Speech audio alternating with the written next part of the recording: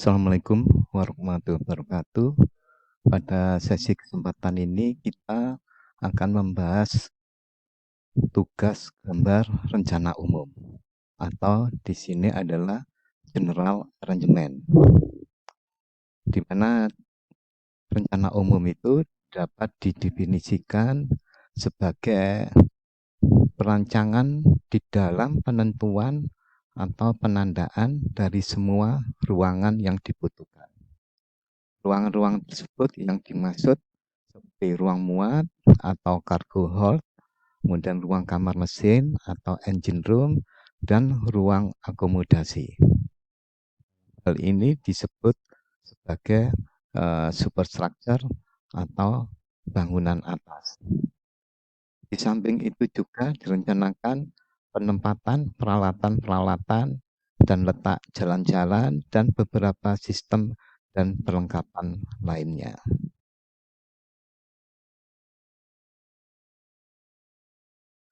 Berikutnya ini adalah sebuah gambar daripada rencana umum atau general arrangement, di mana pada gambar yang paling atas ini adalah menunjukkan dari sisi memanjang sebuah kapal ya. Di sini adalah bagian depan ya. Ini adalah jeruk haluan. Ini adalah sebuah contoh gambar rencana umum dari kapal tanker ya, tipe kapal tanker. Di sini adalah ruang muat ya. Kemudian ada beberapa ruang muat, 1, 2, 3, 4, 5 ya.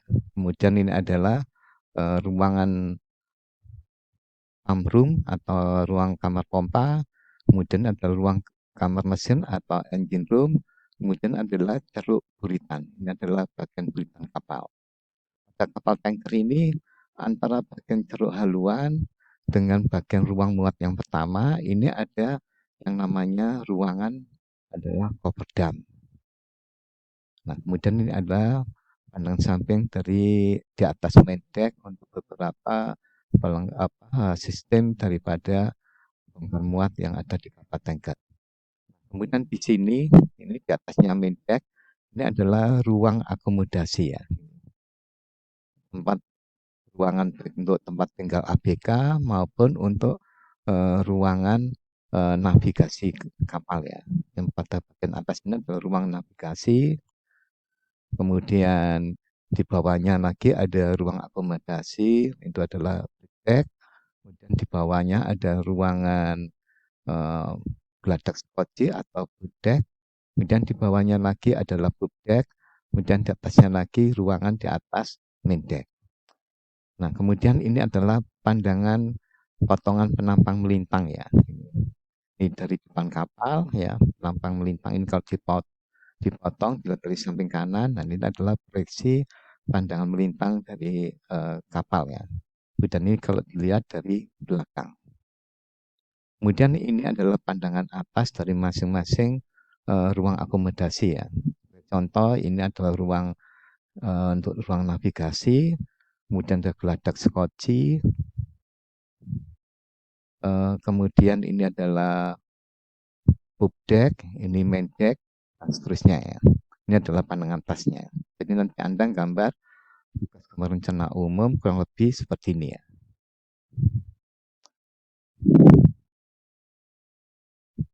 Kemudian ini adalah tahapan hal-hal yang akan direncanakan dalam tugas gambar rencana umum ya. Jadi nanti pertama yaitu menentukan radius pelayarannya. Kapal Anda direncanakan berlayar dari pelabuhan mana sampai pelabuhan mana. Tapi juga dengan ini ya jaraknya dalam radius mil ya.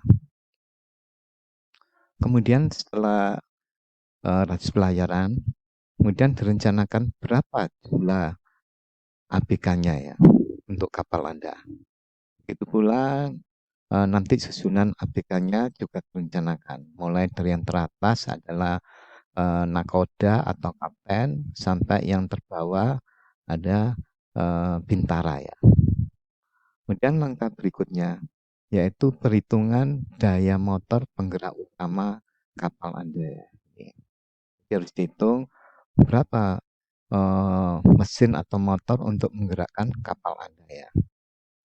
Kemudian setelah dihitung dayanya, kemudian ditentukan pemilihan motor penggerak utama. Ini setelah dihitung, kemudian ditentukan tipe motornya ya.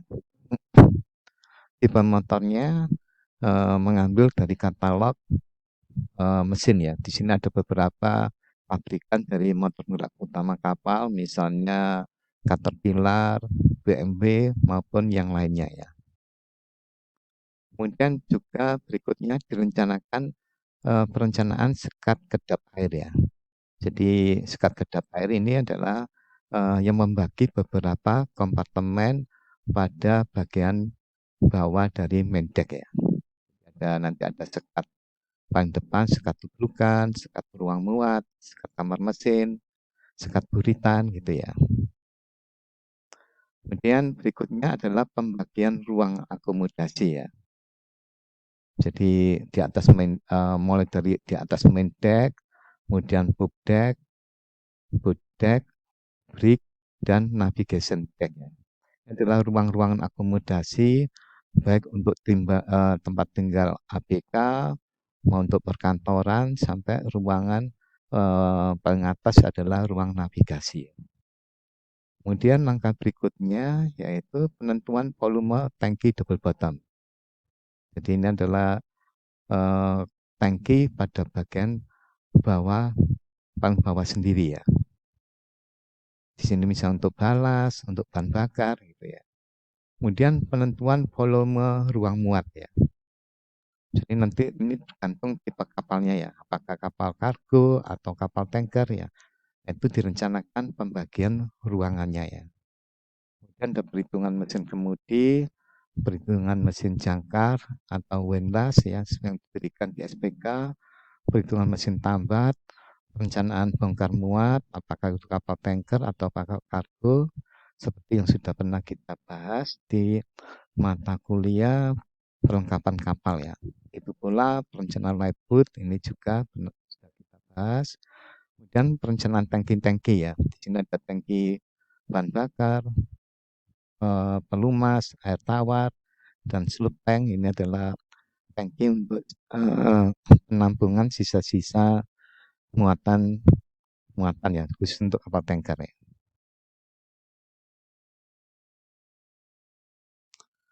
Kemudian pada slide berikutnya ini adalah contoh pemilihan mesin utama berdasarkan katalog mesin ya. Katalog mesin ini masing-masing pabrikan punya katalog ya.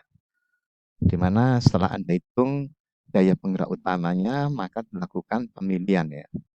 Ini salah satu contoh hasil pemilihannya merek MAN BMW ya.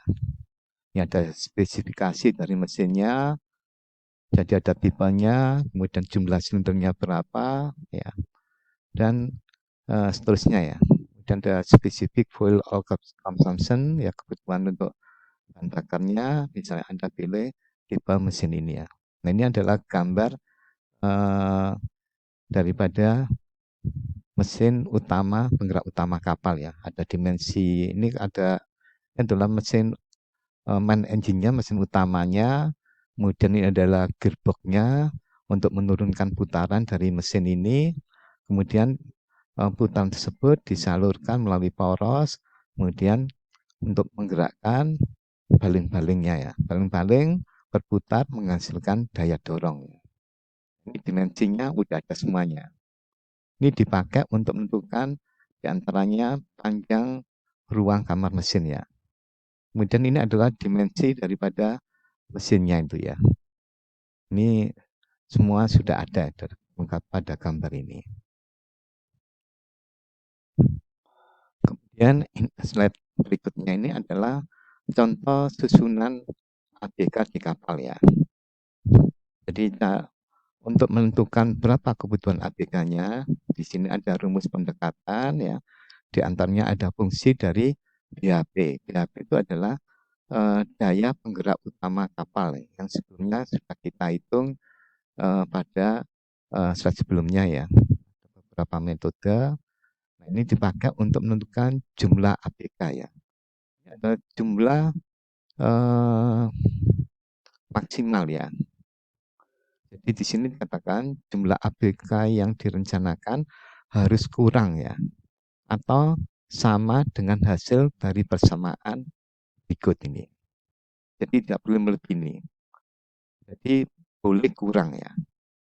Karena dengan perkembangan teknologi sekarang, kapal-kapal yang modern itu jumlah ABK-nya semakin sedikit ya, karena dibantu dengan peralatan yang serba otomatis ya.